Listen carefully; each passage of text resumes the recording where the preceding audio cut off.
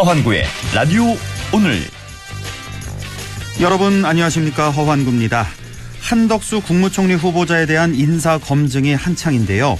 공직을 그만둔 뒤 로펌에서 고액 보수를 받았다는 점과 통상 분야 고위직에 있으면서 외국 기업에 주택을 임대한 점이 핵심 쟁점으로 떠올랐습니다. 최근 5년간 본인과 배우자의 신용카드 사용액이 0원이라는 점도 의아해하는 분들이 많습니다. 한덕수 후보가 법무법인으로부터 4년에 걸쳐 18억 원을 받았다는 사실이 알려지자 최저임금이 너무 올라가면 기업이 고용을 줄이는 루즈 게임이라고 한 최저임금 관련 발언이 다시 조명받고 있기도 합니다. 또한 통상 분야 고위직을 맡고 있는 동안 미국의 통신 대기업과 미국의 글로벌 정유사 자회사에 자신 소유의 단독주택을 임대한 것과 관련해서도 이해충돌 의혹을 받고 있습니다. 과연 한덕수 후보자는 창과 방패의 대결인 인사청문회의 문턱을 넘을 수 있을까요? 4월 8일 금요일 라디오 오늘 광고 듣고 시작합니다.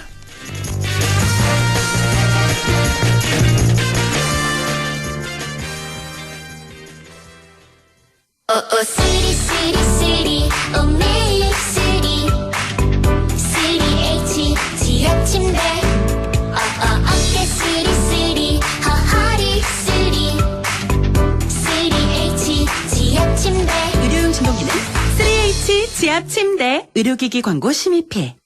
역동적이면서도 우아하게, 기술은 미래적이지만 클래식의 품격을 잃고 싶지 않았던 전기 세단의 꿈, 불가능이었을까? 천만에 가장 화려하게 이루어지다. 메르세데스 벤츠 최상위 전기 세단 The New EQS. 자, 던졌습니다. 돌직구인가요? 이건 처음 보는 철직구네요. 돌직구보다 빠른 주문과 배송 속도, 눈앞에서 확 떨어지는 가격까지. 이 놀라운 선수가 누구죠? 국내 최초 온라인 철강직구 쇼핑몰 스틸 1번가. 말씀하신 순간 철직구 더 가네요. 스틸 1번가. 축하합니다. 한국자동차 전문기자협회와 한국자동차 기자협회 선정 올해의 픽업, 올해의 유틸리티 렉스턴 스포츠. 이관왕 기념 이벤트도 만나보세요. 1년간 월 1만 원만 납입하는 초기 부담 제로 할부부터 소상공인에게 큰 힘이 되는 10년 자동차세 특별 지원까지. 4월 쌍용자동차 전시장에서. 라디오 오늘 금요일 순서 시작합니다. 1부 한 주간의 시사 이슈 진단해보는 최진봉의 시사 포커스 바로 만나보겠고요.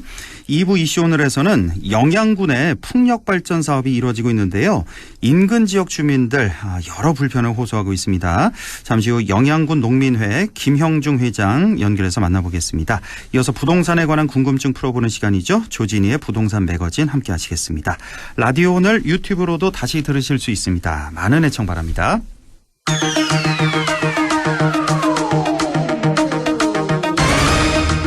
네, 최진봉의 시사포커스 오늘도 성공회대 최진봉 교수와 함께하겠습니다. 교수님 안녕하십니까? 네, 안녕하십니까? 예, 오늘 큰 뉴스는 없는데 자잘자잘하게 좀 할 얘기가 많은 뉴스 제법 좀 있습니다. 예, 오늘 좀 핵심만 간단히 좀 짚어보겠습니다. 자, 오늘 오후에 결정이 됐습니다. 국민의힘 새 원내대표 4선 권성동 의원 선출, 권성동 81표, 조혜진 21표 압도적으로 선출이 됐는데, 자, 문제는 이 권성동 의원이 이제 윤 당선인과 중마고우로 잘 알려져 있고, 그렇죠. 그런데 그게 중요한 게 아니고 민주당 박홍근 원내대표와의 이 관계 앞으로 어떻게 예상이 되느냐, 양당 원내대표들의 성향, 강대강 대치냐 아니면 대체적으로 협치가 가능할 것이냐, 어떻게 좀 예상이 될까요?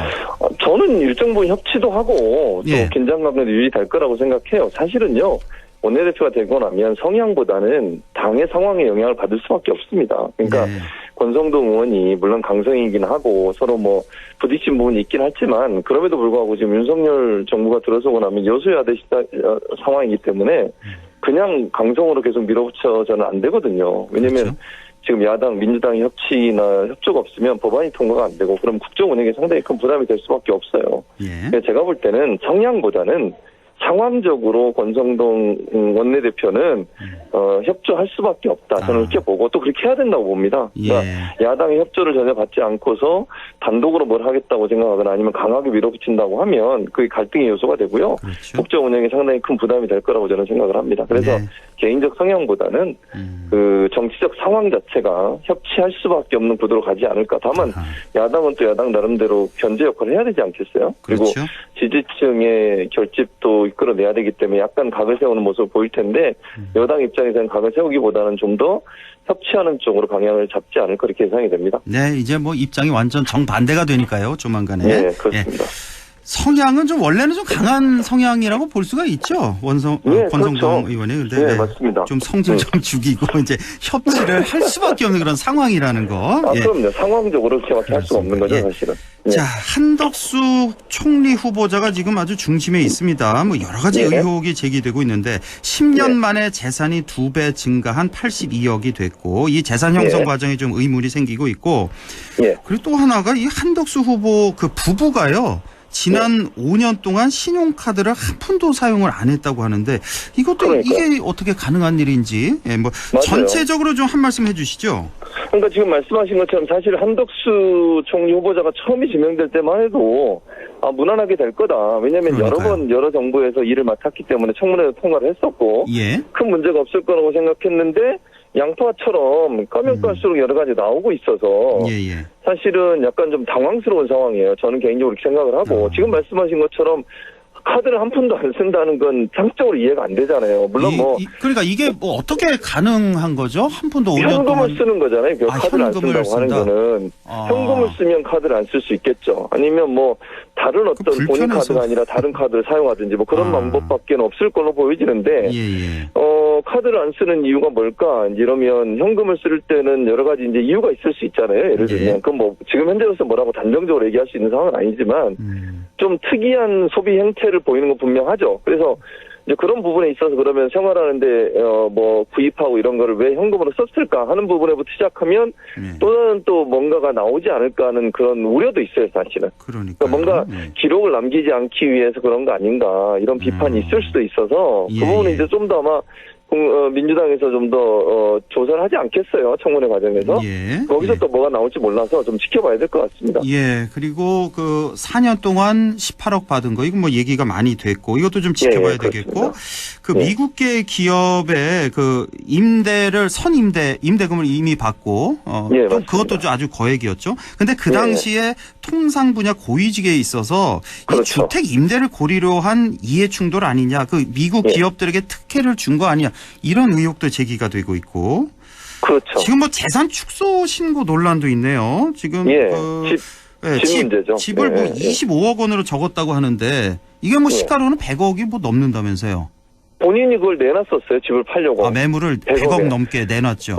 근데 그게 이제 팔리진 않았는데 그러면 그 당시에 내놓을 때는 왜 100억 가까이 내놓고 신고인은 25억을 했느냐 이런 의문이 생길 수밖에 없죠. 축소 신고를 한 게 아닌가. 이게 저 고위공직자들 다 저 공시가격으로 하잖아요. 그것 때문에 그런 거죠, 이게?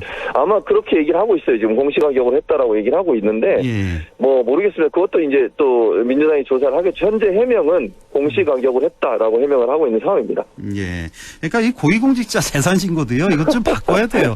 그럼요. 법 만드는 게 이제 국회의원들이니까 자기들 유리하게 하다 보니까 시가로 해야죠. 그래야 정확한 재산이 당연하죠. 그게 맞는 말씀이에요. 한덕수 총리 후보자 어떻게 뭐 통과가 될까요? 이거 점점 지금으로서는 좀 이제 미지수가 돼버렸어요. 사실 그래요? 처음에 지명될 때만 해도 그 한덕수 총리 후보자를 지명한 이유 중에 하나가 결국 조금 더 수월하게 인준을 받을 수 있다라는 그런 점도 일정 부분 차단됐다고 저는 보거든요. 그런데 지금 이렇게 이런 상황이 되다 보니까 이게 과연 국민적 기준에 맞을까? 고액의 고문료를 받고 재산 증식도 2배 이상 늘고 또 집 문제도 있고 이해 충돌의 문제가 있지 않습니까 지금? 그렇습니다. 그것도 또 저는 물론 이제 외국계 회사에 집을 월세 준 것도 이해 충돌이지만 김현장이 근무하다가 공직 갔다가 다시 김현장으로 돌아오고 이런 것도 저는 이해 충돌의 비판의 소지가 있다고 보거든요. 그러니까요. 그래서 그런 부분까지도 이제 논란이 되면 국민 정서가 어떻게 될지 지금 중요한 건 국민적 여론이에요. 이제 민주당도 국민적 여론을 등에 업고 해야지 그렇지 않으면 발목 잡기라는 비판을 또 받을 수 있거든요. 예. 그래서 국민적 여론이 이 부분에서 어떻게 돌아설 거냐 하는 부분이 저는 아주 중요한 어떤 기준이 될 거라고 생각을 합니다. 그렇겠네요. 예. 자, 박근혜 전 대통령이 사면 후에 첫 정치 행보에 나섰습니다. 영상을 하나 네. 찍었는데 유영하 대구시장 예비후보 지지를 네. 하는 그 영상을 찍었는데 그러자 이제 정의당 대구시당이 있거든요. 여기서 이제 즉각 네. 이거 부적절하다, 자숙하라 네. 하는 그런 성명까지 발표를 했는데 자, 네. 대구시장 이 경선도 아주 재밌게 된 게 홍준표, 김재원, 유영하 뭐 이렇게 3파전 예상하면 네, 그렇죠. 될까요? 지금 뭐 후보는 네. 8명이 나왔더라고요. 뭐 그렇긴 한데 예. 제가 볼 때는 3파전이 될 가능성이 있다고 보여져요. 그렇죠. 현재는 예. 그렇고 뭐 현재까지는 홍준표 의원이 좀 앞서고 있는 것 같긴 한데 예. 이 박근혜 전 대통령의 영상이 어느 정도 파장을 불러올까 그러니까요. 이게 이제 초미의 관심사죠. 그리고 예. 박근혜 전 대통령의 지지가 어쨌든 대구 지역에서는 아직도 있는 거잖아요. 예. 그런 상황이기 때문에 이게 무시할 수 있는 상황은 아니다. 물론 지금 상황에서 뭐 유영하 변호사가 당연히 우세하다 이렇게 얘기할 수는 없을 겁니다. 그럼에도 불구하고 그 파장이라고 하는 것이 한번 바람을 타면 이게 의외로 또 크게 바람이 불 수도 있거든요. 아, 그래요. 그래서 홍준표 의원 입장에 긴장을 할 것이고 어느 예. 정도까지 유영하 변호사가 그럼 따라잡을 거냐. 왜냐하면 인물론은 사실 이제 홍준표 의원을 좀 넘어서기는 어렵고 결국 박근혜 전 그렇죠. 대통령의 지지를 기반으로 해서 그 지지율을 끌어올려야 되는데 그 부분이 어느 정도 영향을 미칠지 하는 부분이 좀 초미의 관심사고 아직까지는 좀 예측하기가 어려운 상황이 아닌가 이런 생각이 듭니다. 뭐 좀 1, 2주 지나면서 여론조사 예. 결과도 좀 봐야 될 것 같아요. 자, 이 대구시와 경상북도 딱 이렇게 붙어 있지만 예. 사실 이 대구시 같은 경우는 이제 국민의힘 경선 후보 8명인데 경북은요 현 이철우 지사 1명만 나와서요 단수 추천돼서 오늘 아까 뭐 저 면접을 봤다고 하는데 예. 그대로 이제 후보로 이제 굳혀지겠죠. 예. 예. 자, 이런 상황이고요. 대구 경북은. 자, 정치 얘기를 좀 벗어나서 좀 다른 예. 얘기. 웬만하면 저희가 이 시간에 이제 사건 소식을 좀 안 다루려고 하는데 맞습니다. 이거 좀 너무 예. 엽기적이어서 맞아요. 몇 년 예. 전에 그 강유정 사건도 자꾸 생각이 나고. 그러니까요. 자, 여러분 다 요즘에 뉴스에서 보실 겁니다. 이제 계곡 살인 사건. 예. 남녀 피의자 4개월째 도주 중입니다. 바로 이은혜, 조현수. 예. 자, 이건 뭐 지금 밀항 얘기도 나오고 있고 예. 여러 가지가 말이 많이 나오고 있습니다. 그리고 또 이은혜 같은 경우도 옛 남자친구들이 뭐 태국에서 또 인천에서 각각 사고로 숨진 이런 내용까지 밝혀지고 있어서 예. 자, 이것도 한 말씀 전체적으로 좀 해주실까요? 예, 지금 말씀하신 것처럼 사실 남편 살해에 이제 연관이 있다라고 지금 경찰이 추적을 하고 있는 상황이고요. 몇 예, 개월째 잠적이 돼 있어요. 그러니까 그 계곡에 가서 수영을 하지 못하는 남편을 다이빙을 하도록 해서 결국 사망에 이르게 했다라고 하는 게 경찰이 보고 있는 상황이고. 어제 그 문제는 영상이 두 다 사람이- 어제 영상이 다 풀렸잖아요. 계곡에서 예, 왜 맞습니다. 노는 모습. 영상이 풀렸죠. 남편을 막 그- 조롱하고 놀리는 그 모습. 네, 맞아요. 예. 그리고 막 고무 튜브에 앉아 있는 남편을 그러니까요. 막 흔들고 이러잖아요. 그러니까요. 그런 예. 모습은 사실 상식적으로 이해할 수 없죠. 그 남편에 대해서 예. 그렇게 하는 부인은 없으니까요. 그러니까 그런 부분은 일정 부분 연관이 돼 있다는 것을 증명하는 하나의 자료라고 볼 수 있을 것 같고 예. 문전에 말씀하신 것처럼 이런 얘기가 나오다 보니까 이 이은혜라는 사람에서 알고 있는 사람들이 제보를 했는데 그 전에 남자친구들도 갑자기 사망을 하거나 이런 이제 사고를 당했다는 거죠. 예. 그게 과연 연관이 없을까 하는 부분에 대한 제보가 들어온 상태고 경찰이 이 부분도 지금 조사를 하고 있어요. 예. 그래서 그 전에 있었던 남자친구도 혹시나 이은혜가 무슨 연관이 돼 있어서 살해나 아니면 사고에 연관이 돼 있는지 하는 부분들을 지금 조사하고 있고 예. 중요한 건 이제 보험금 문제거든요. 이제 보험금하고 예. 그다음에 그 직장에서 주는 그 연금 같은 것도 이은혜가 수령을 했다고 그러거든요. 아, 예. 남편이 사망한 이후에. 예, 그래서 예. 이게 돈과 연관된 게 아닌가. 그러니까 내연남과 짜고 돈과 연관돼 있는 예. 그런 어떤 그 사건이 아닌가. 그렇게 예. 지금 경찰은 보고 있고 두 사람 추적하고 있는데 문제는 예. 두 사람의 흔적이 거의 지금 잡히질 않고 있어요. 그러니까요. 생활 흔적이라고 하잖아요. 카드를 예. 쓰거나 뭐 이런 부분도 지금 전혀 잡히지 않고 카드, 있어서. 휴대전화 전혀 기록이 없다고 하죠. 네, 없어요. 예. 그래서 지금 일부에서는 밀항한 거 아닌가 이런 얘기까지 나오고 있는데 예. 이거 지금 현재로서는 어느 것도 단정적으로 얘기할 수 있는 상황은 아니라고 봅니다. 예, 어제 그 뉴스 영상 보면서 그 남편을 튜브에서 막 이렇게 흔들잖아요. 예, 맞아요. 근데 그 흔들었죠. 시간이 뭐 예.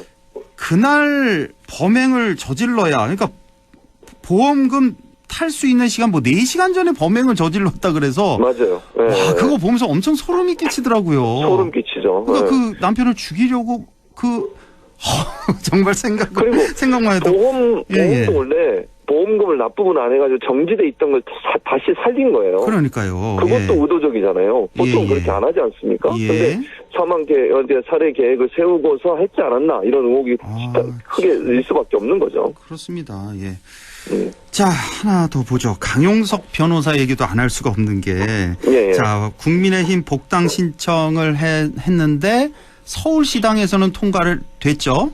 근데 예, 국민의힘 그렇죠. 최고위에서 이제 불허가 됐는데 예. 자, 그러자 강 예. 변호사 즉각 반발해서 이제 무소속으로 출마하겠다. 그래서 후원금 모금 방송을 어제 유튜브에서 이제 진행했는데 저도 이게 관심이 가서 중간중간에 예. 봤는데 보셨어요? 예. 생각보다 많이 모이더라고요.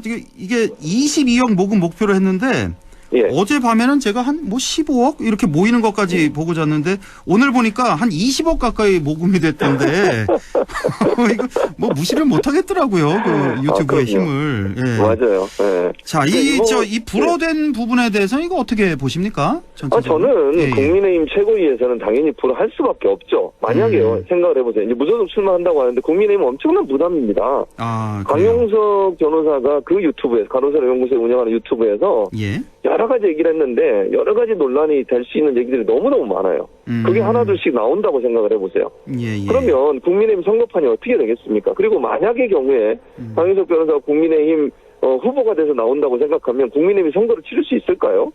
저는 왜냐면 가로세로 연구소에서 논란이 되는 발언들, 비하하고 폄훼하고 이런 발언들을 너무 많이 해서 예, 예. 그런 부분들이 국민적으로 엄청난 분노를 일으킬 수 있어요. 아직은 이제 다 공개가 안 됐잖아요. 왜냐면 거기 보시는 분만 보시지 일부러 찾아가서 보지 않으면 어떤 내용이 잘 모르지 않습니까? 예, 예. 그런데 이제 그런 부분들이 선거가 만약에 치러지게 되고 후보로 나오게 되면 이제 하나둘씩 나오게 될 거예요. 그랬을 경우에 국민들이 받을 충격이라고 하는 것은 예. 상상을 초월하는 게 될 수도 있다. 그러니까 국민의힘 최고위 입장에서는 강용석 변호사가 후보가 되는 것 자체 또는 경선을 뛰어드는 것 자체가 국민의힘에 엄청난 타격을 줄 수 있다 이미지에 그렇게 판단해서 그런 결정을 했을 거라고 생각이 듭니다. 그러니까 국민의힘에게는 그렇지 않아도 뭐 험지라고 할 수 있는 이번 대선에서도 예. 진 그렇죠. 경기도인데 예. 여기에 이제 강용석이라는 이 변수가 아주 상당히 큰 악재가 예. 된 것 같습니다. 자, 여기서 지금 나오고 있는 얘기, 이 얘기도 좀 마저 꺼내죠. 이게 예. 아주 민감한 얘기인데 예. 가로세로 연구소에서 주장하는 게 이제 이준석 대표 그 성매매 의혹 아니겠습니까? 예, 이게 그 뭐 성상납 아시는 분들 의혹, 다들 예, 아실 텐데 예. 이 의혹 다시 한번 또 거론을 했고 여기다가 이 의혹을 무마하기 위해서 예. 거액을 써서 이 무마하려는 그런 시도 그 녹취록까지 그 공개를 했단 말이에요. 이렇게 예, 되면 맞습니다. 와, 예. 이준석 대표가 상당히 좀 궁지에 몰리는 거 아닙니까? 점점 시간이 갈수록.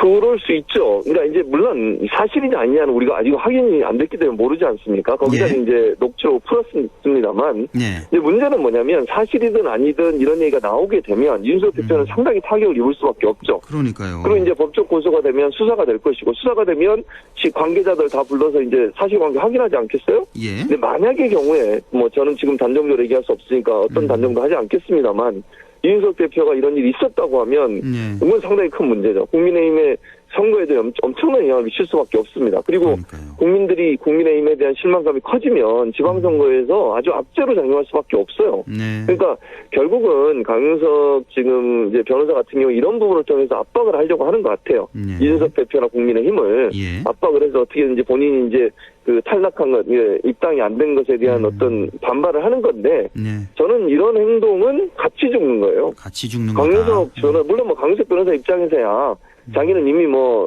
그렇게 된 이상 뭐 피해볼 거냐, 볼 게 있거냐 이런 생각을 하겠지만 국민의 입장에서는 이거 엄청난 악재고요. 예. 선거 국면이지 않습니까, 더더욱? 그래서 저는 이게 큰 문제라고 봅니다. 예, 알겠습니다. 여기까지 말씀드렸죠. 지금까지 성공회대 최진봉 교수와 함께했습니다. 고맙습니다. 예, 감사합니다. 네, 라디오 오늘 잠시 후 2부에서 뵙겠습니다.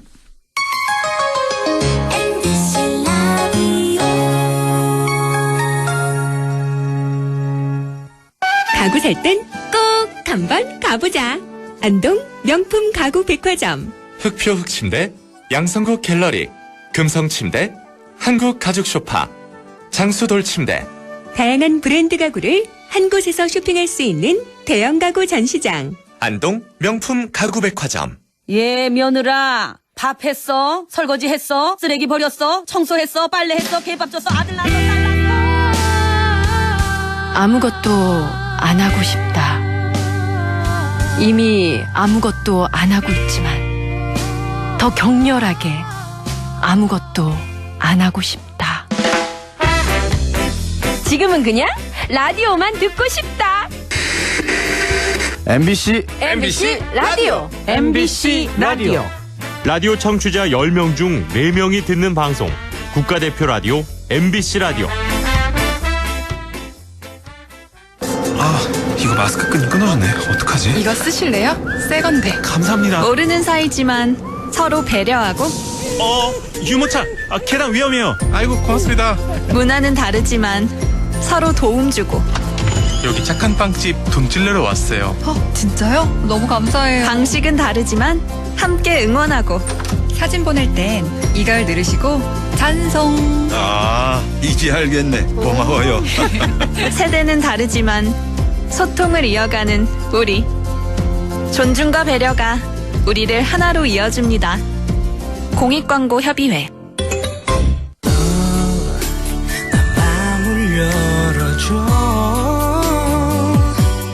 다가가 나 속삭이도록. 언제나 내 생각으로 행복해야 해요.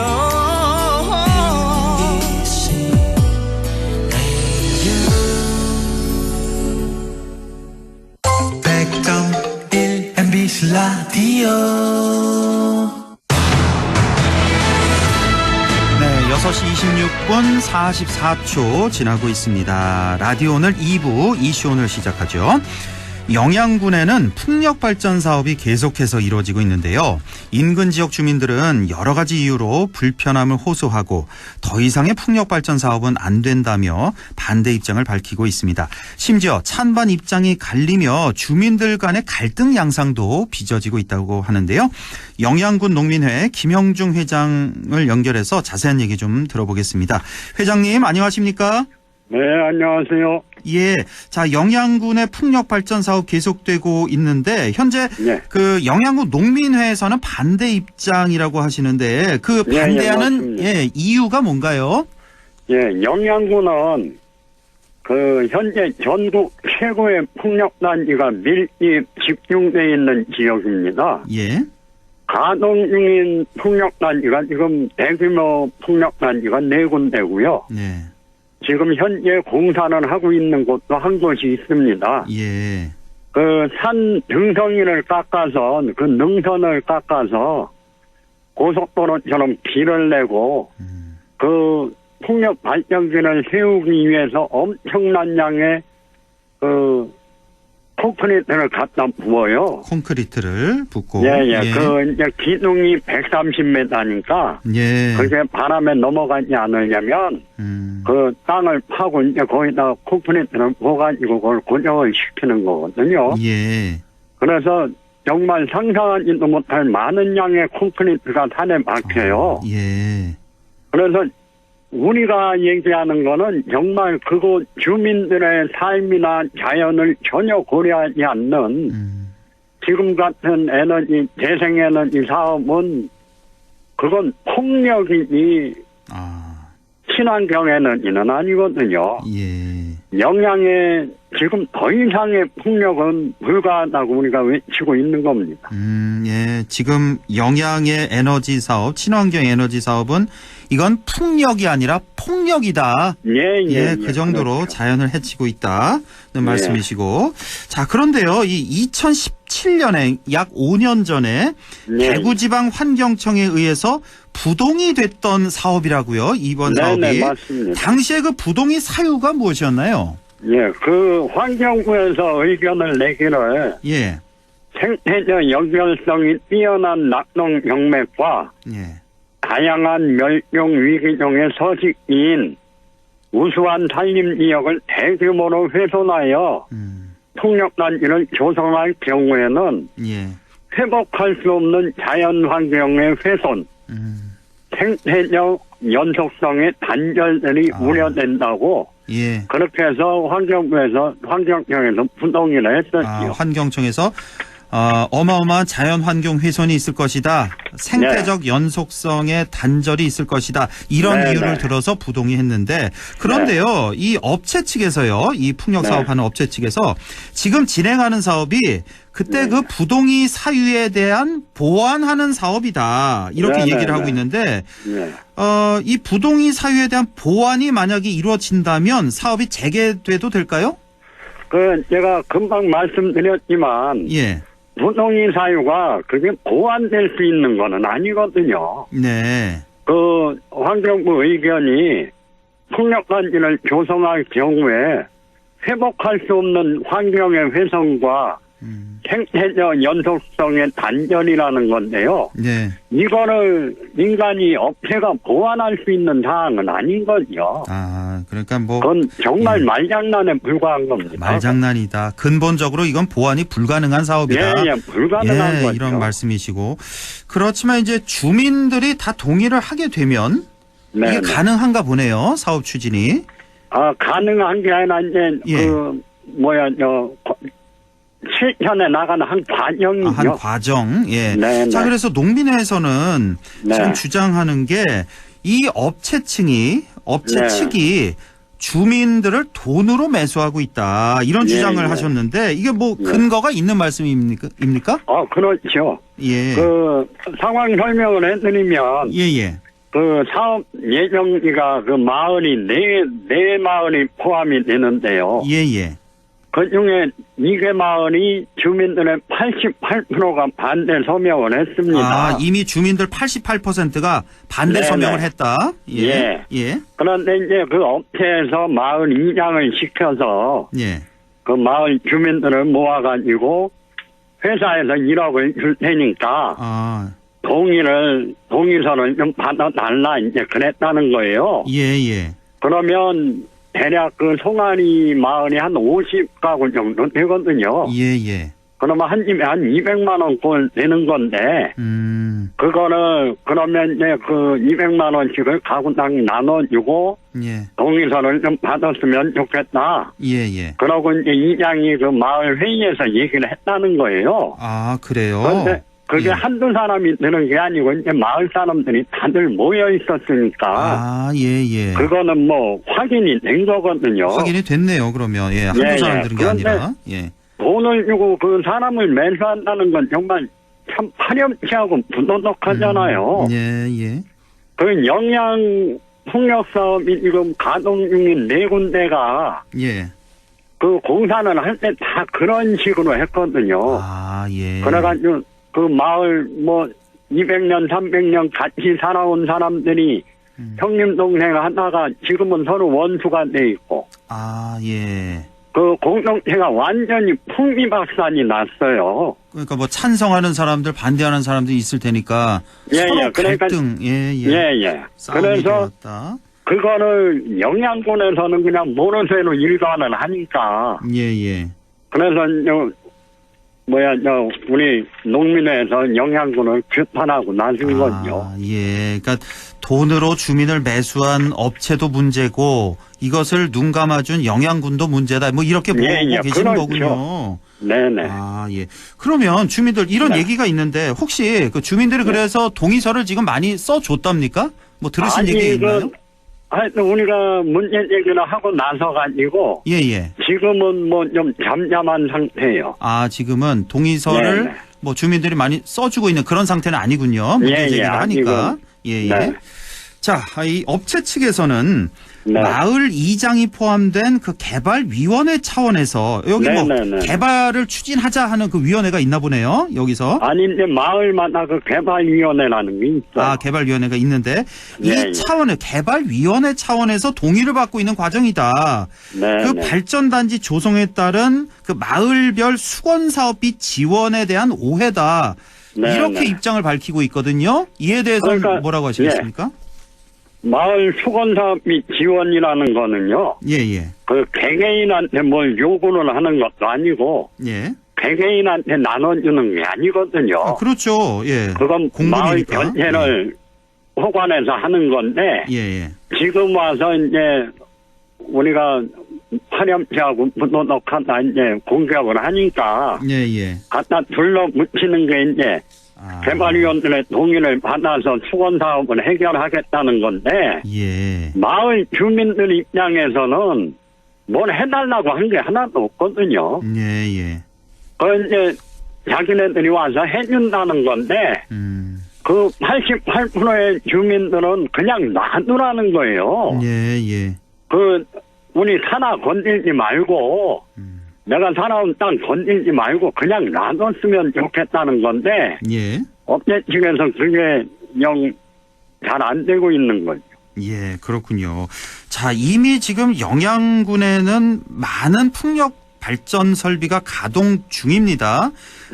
거대한 그 풍력 단지 지금 4개가 지금 가동 중인 거죠, 영양에? 네, 그렇죠. 그리고 1개 단지가 지금 건설 중에 있는 거고요. 네네. 예, 자, 이런 상황인데, 자, 조금 더 자세히 좀 설명해 주시겠습니까? 뭐 네. 어느 정도나 지금 가동이 되고 있는지.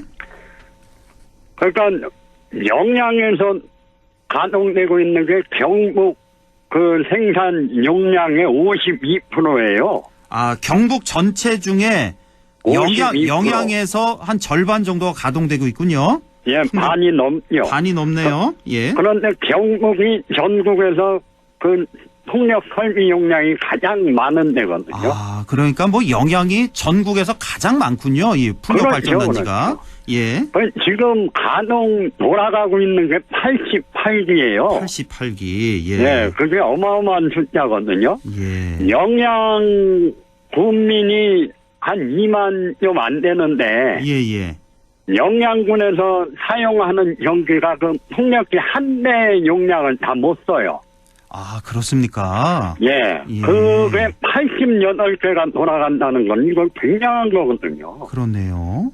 예. 그리고 지금 그 5번째 공사하는데 거기에 그 산양이 발견이 됐어요. 산양, 예. 예, 산양이 천연 기념물 217호인데. 예. 그 산양이 발견되면 그게 멸종위기 1급이거든요. 예. 그러면 공사를 할 수가 없어요. 원래 법으로 그렇게 돼 있군요. 네네. 예. 법으로 돼 있는데, 그래서 환경청에서도 공사 중지 명령을 내렸고. 예.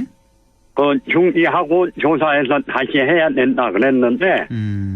막무가내로 공사를 하거든요. 지금 하고 있는 중입니까? 네네. 건설 중이고. 예. 그러니까 이제 우리가 합리적인 의심을 해보면. 예.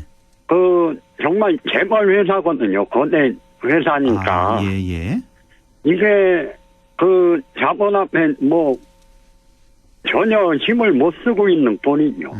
그렇군요. 예. 그건 너무 기가 막힌 상황이에요, 지금. 예. 자, 그리고요, 이 찬성하는 측에서는 어떤 얘기를 하냐면, 이 대체 에너지 생산은 꼭 필요하다.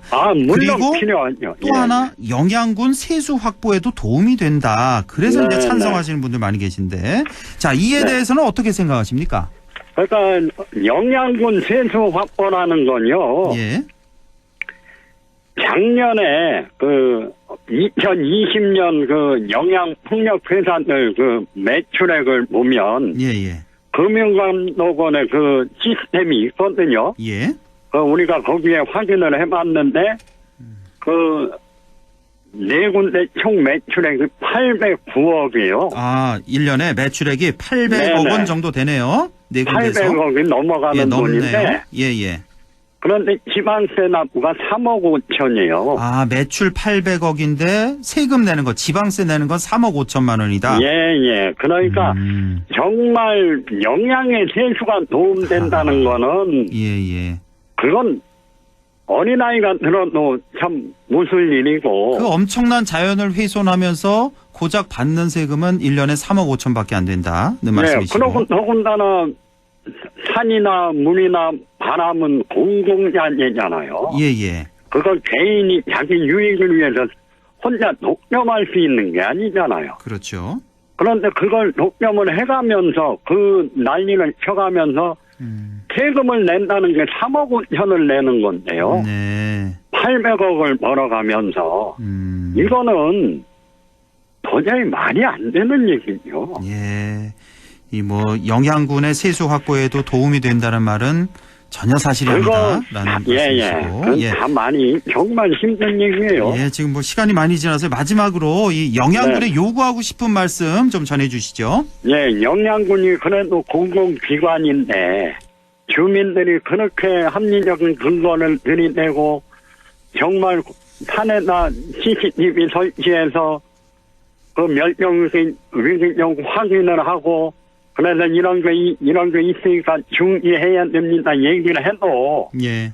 군에서 그걸 전혀 관심을 안 가져요. 그리고 진짜 영양의 그 사계 마을이 그 지금 4개 돌아가는 그 풍력단지 근처의 마을들은 예. 완전히 그냥 시골 마을 공동체라고 할 수 없거든요. 아, 예. 보기에도 너무 참담한데 예. 그런 것들을 정말 그 힘있는 공공기관들이 그걸 방조해서는 안 되죠. 예. 그래서 우리는 그 군에다 강력히 요청하는 건 영양에서 이제 더 이상 풍력 사업을 허가하지 말자 그러는 거예요. 예. 기존에 지금 하고 있는 사업은 어쩔 수 없다 그래도 더 이상은 안 된다는 말씀이시고요. 네네네. 예. 알겠습니다. 영양의 더 이상의 풍력 발전은 안 된다는 그 강조하는 말씀까지 들어봤습니다. 예. 자, 회장님 오늘 말씀 잘 들었습니다. 네, 감사합니다. 예, 지금까지 영양군 농민회 김형중 회장이었습니다. 네, 시간이 많이 지나서요. 바로 이어가겠습니다. 조진의 부동산 매거진 시작하죠. 자, 청약 제도에 대한 윤석열 대통령 당선인의 공약에 대한 청약 대기자들의 기대가 높은데요. 오늘은 이 바뀌는 청약 제도에 대해서 알아보겠습니다. HS 인베스트먼트 조진희 대표와 함께하죠. 대표님 안녕하십니까? 네, 안녕하십니까? 예, 자, 지금 이 청약 제도 개편에 대해서 시장에서 기대감이 아주 크다고 하는데, 자, 그 이유가 청약 제도는 뭐 다른 부동산 정책이나 뭐 조세 정책이 이제 입법을 거쳐야 되잖아요. 뭐 절차가 네네. 까다로운데, 즉 뭐 국회 통과를 거쳐야 되는데 반해서 이 청약 제도 같은 경우는 이제 국토부가 시행 규칙만 개정하면 된다면서요. 그래서 네, 뭐 손쉽게 비교적 바꿀 수가 있으니까 기대를 많이 하고 있다고 하는데, 지난 반세기 동안 155차례나 주택 청약 제도가 바뀌었다고 하는데 이거 맞아요? 사실이에요? 네, 그렇다고 합니다. 와. 저도 약 50년에 약 50년 동안 150여 차례. 그러니까 1년에 한 3차례 정도씩 이렇게 바뀌었는데. 네. 자, 새 정부의 청약 제도는 그럼 앞으로 어떻게 바뀌게 되는 겁니까? 네, 이번 정부의 가장 큰 모토는 무주택자들한테 주택을 공급하는 게 우선이었습니다. 예. 그러다 보니까 이제 그 가점제 100%라는 청약 제도를 실행을 하다 보니까 장기 무주택자들한테 실제 집을 마련할 수 있는 기회를 더 높여줬다는 것은 사실이고요. 뭐 취지는 좋습니다, 아주 지금. 예. 그래서 이제 뭐 예. 청약 당첨 기준이 거의 만점에 가까우신 분들이 이제 당첨되었던 건 저희도 이제 축하해줄 만한 상황이었는데, 예. 문제는 이게 이제 분양가 상한제, 그다음 고분양가 규제가 되다 보니까 실질적으로 또 올랐던 그 이번 정부의 집값까지 상승폭을 놓고 봤었을 때 사실 장기 무주택자들이 그 큰 목돈을 마련하지 못해서 집을 사지 못했던 부분들도 있었습니다. 그렇겠죠. 그리고 일부 같은 경우는 계약금을 내고 중도금을 이제 무이자 형태를 해서 하고 나머지 잔금을 전세를 껴서 입주를 시킨 다음에 내가 자본금을 모아서 나중에 집을 입주하겠다. 이런 목표로 집을 청약을 하셨던 분들도 많았는데 이번 정부의 고분양가 규제, 분양가 상한제의 실거주 요건까지 하다 보니까 사실은 점수가 되더라도 청약을 못했던 분들이 많았습니다. 아, 예. 예, 그리고 또 한 가지는 가장 큰 원인 중에 하나가 고분양가 규제로 인해서 주변 시세보다 이 청약 제도에 나와 있는 아파트들이 싸다 보니까 로또 청약을 하기 위해서 무자격자들이 이 청약 통장을 사는 이른바 불법까지 실행을 하다 보니까 사실은 정부의 취지하고 다르게 시장이 움직였던 것도 사실이었고요. 예. 네, 그리고 가장 컸던 거는 실거주 요건이 이제 그 점수가 안 되는 2030 세대 같은 경우는 계속 집값이 오르다 보니까 더 늦어서는 안 된다라고 해서 뭐 뭐 예를 들어서 그냥 좀 죄송한 얘기지만 뭐 뛰어들다시피 하다 이런 시장까지 얘기가 나오면서 엄청나게 집을 사들이다 보니까 실제 이제 시장에서의 불안감까지도 많이 됐습니다. 연골 투자까지 넣었다는 내용들이 이런 것들이었습니다. 그러다 보니까 이번에 이제 반드시 청약세대를 보완을 해서 추첨제를 좀 늘려서 세대에 고르게 좀 공급을 하는 정책을 해야 되겠다라는 게 이번 정부 인수위 측의 의견이라 보시면 될 것 같습니다. 예, 지금 이제 결정이 된 겁니까? 이렇게 바꾸겠다고 확실히? 예, 그래서 이제 요거 같은 경우는 이제 실행령을 이제 아까 말씀하신 것처럼 국세부에서 시행규칙으로 진행을 하면 되는 거니까 그 시행규칙 제정안을 놓고 지금 이제 일정을 조율하고 있는 상태로 놔두고 있습니다. 그러니까 한마디로 지금 문재인 정부에서는 가점제, 그러니까 점수제로 했잖아요. 점수가 높은 사람이 이제 당첨이 되는 건데. 이거 대신에 이제 추첨을 하겠다. 예전에 왜 추첨했잖아요. 그래서 뭐 예, 맞습니다. 뭐 줄도 아주 길게 늘어서 뭐 그런 이렇게 TV 화면에서 봤던 기억이 나는데 추첨을 하겠다. 이제 공평하게 이제 점수는 필요 없고. 네네네. 같이 이제 가점제하고 같이 혼용을 해서 비율을 좀 나눠서 그러니까 추첨제 비율을 더 높이겠다. 지금 문재인 정부보다는. 그러니까 이 추첨제냐 가점제냐 이게 서로 이제 장단점이 분명히 있는 거라서 이게 뭐가 좋다고 할 수는 없죠. 일방적으로 뭐 이게 좋고 저건 나쁘고 이게 아니 그러다 보니까 이제 지난 50년간 155차례는 이제 바뀐 거겠고요. 예, 그렇게 되는 건데 자 지금 보면은 이제 뭐 최근 골조협회에서 또 가격 인상을 했다. 그리고 중대재해법도 실행하고 또 시멘트 원자재 공급 부족에 따라서 또 공사비 상승 요인이 있고 이런 상황에서 건설업계에서는 이 신규 공급이 어려워질 거라는 전망도 있다고 하는데 자 그러면은 이게 좀 공급이 전체적으로 좀 차질이 빚는 거 아니냐 뭐 이런 예상도 되네요. 네, 현재 지금 올해 초 기준으로 해서 여의도에 있는 증권업계가 내놓고 있는 통계적으로 봤었을 때 2021년 대비 공사비는 20% 정도 원가 상승 폭으로 지금 이제 신규 채용이 동국 계약들이 이루어지고 있다고 합니다. 1년에 20%나 올랐어요? 공사비가? 예, 그렇습니다. 엄청나네요. 작년 대비해서 20%가 굉장히 많이 오른 거고 무엇보다도 팬데믹 이후에 이제 지금 러시아 전쟁까지 되면서 최근 들어서 주택 가격을 상승시킬 수 있는 기본 요소들에 대한 원가가 오르기 시작했습니다. 그리고 무엇보다도 이제 중대재해법 이건 당연한 부분일 수도 있는데 그동안에 이제 하도급이라는 형태로 돼서 어떻게 보면 노동자들의 착취를 했다, 근로시간을 확보하지 못했다 이런 문제는 반드시 개선돼야 될 문제는 반드시 맞습니다. 그렇습니다. 근데 이제 문제는 이제 중대재해법이 발효가 되면서 현대산업개발의 그 광주 사태 이후에 최근 들어서 발생되는 인건비 상승분을 건설 원가에 또 포함시키다 보니까 실질 공사비 플러스 원가가 더 오르는 상황이 됐고요. 그다음에 이제 골조협회라고 하는 것들이 이제 대부분 우리가 이제 아파트를 지으려고 할 때 고층 아파트에 진행되는 골조 원가 외에 골조를 진행하는 인건비까지 추가 상승 요청을 하면서 이번에 데모를 하다 보니까 사실은 여기에 이제 더 원가를 더 올릴 수 있는 요소로다가 하반기에는 적용이 된다라고 저희가 보고 있습니다. 그리고 이제 그러다 보니까 공사 기간까지 늘어나는 상태에서 문제는 최근 들어서 각 시중은행들이 대출을 풀고 있는데도 불구하고 오른 만큼의 이자를 감당하지 못하다 보니까 실제 대출이 일어나지 않는 상황인데 여기 이제 사업비 입장에서는 결국에는 공사 기간 늘어나고 공사 원가 늘어나고 이자 오르는 것만큼이 있다 보니까 내년 신규 분양 폭은 원가 말 그대로 원가를 반영한 분양 가격이 뒷받침돼주지 못하면 신규 공급은 어렵다라고 이제 업계에서 나오고 있는 상황이라 보시면 될 것 같습니다. 그러니까 이 건설업계에서 뭐 남는 게 없으니까요. 지금 말씀 들어보니까 뭐 자재비 상승했죠, 인건비 상승했죠. 그리고 뭐 중대재해처벌법 때문에 뭐 공사 기간도 또 그만큼 또 연장되고 이게 다 돈이니까 기간 연장되는 게. 그러니까 공사 비용은 많이 드는데 분양가 상한제는 있고. 그러니까 이제 차라리 안 짓겠다. 뭐 이래서 이제 공급이 좀 불안해질 것 같은 뭐 이런 지금 상황입니다. 좀 손을 봐야 된다는 말씀이시고. 그다음에 이제 LTV DSR 규제 뭐 얘기를 하는데 이거 쉽게 말해서 이제 LTV 같은 경우는 이건 이제 대출 규제죠. 집값이 만약에 1억이면은 뭐 LTV 70%다 하면 7천만 원까지 대출해 주겠다. 뭐 이런 거고. DSR이라는 게 이제 내 수입 대비한 거죠. 내 수입 대비 이제 1년에 총 원리금 상환액. 그러니까 이게 지금 우리나라가 뭐 40%인가요? 45% 그 정도 수준이죠. DSR이.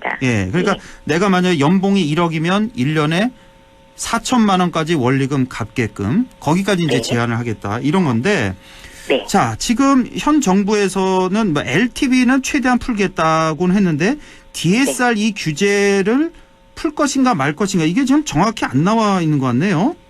원래는 당선인이 처음에 제일 먼저 그 인수위 즉 그 부동산 TF팀을 만들 때는 DSR 규제를 먼저 푸는 걸 검토를 시켰다라고 의견들이 나왔습니다. 근데 어제도 그렇고 오늘도 그렇고 계속 나오고 있는 것들 중에 하나가 급격한 부동산 그 규제책을 풀므로 인해서 지금 시장에서 반등 가격이 나오고 있는 상황도 문제가 되고 DSR 규제를 갑자기 풀므로 인해 가지고 시장에서 대출이 급격하게 늘어나게 되면 결국 시장 가격이 오른다라고 해서 DSR 규제 푸는 거에 대해서는 유보를 하겠다라는 의견이 지금 나온 상태라고 보시면 될 것 같습니다.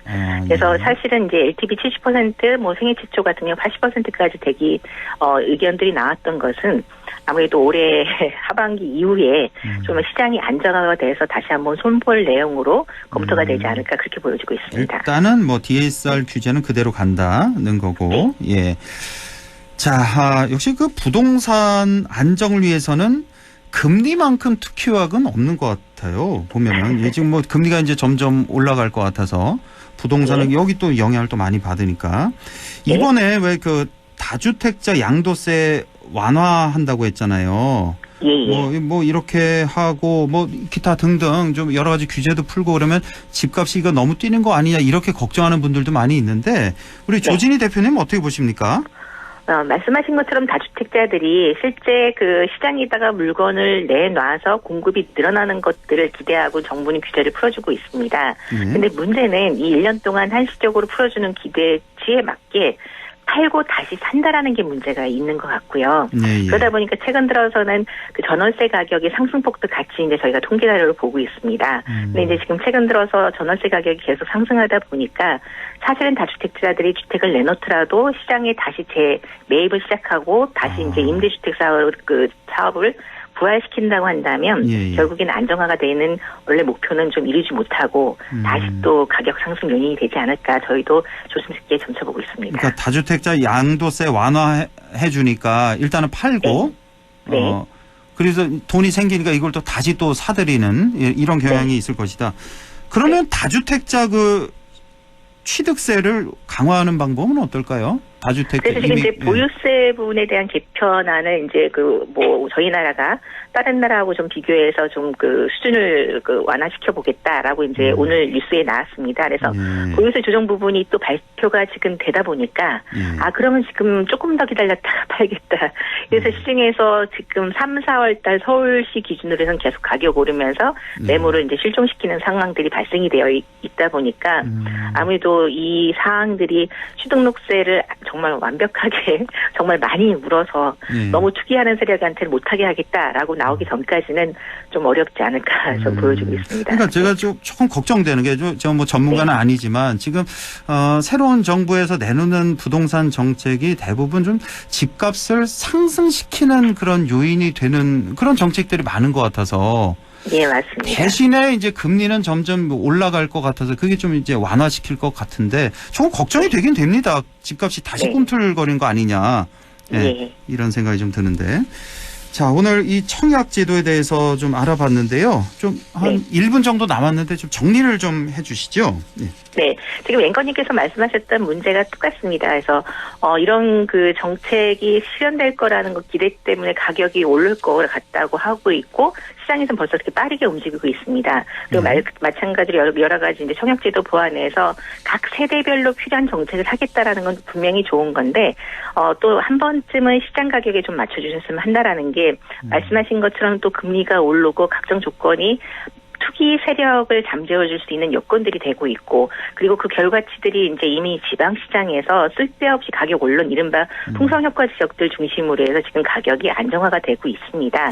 그래서 뭐 1년이나 1년 반 정도 좀 지켜보시면서 실수요자 시장 중심으로 해서 시장 가격을 좀 보신다면 좀 안정화가 되지 않을까 좀 그렇게 기대해보고 싶습니다. 예, 알겠습니다. 지금까지 부동산 매거진 HIS 인베스트먼트 조진희 대표와 함께했습니다. 고맙습니다. 네, 감사합니다.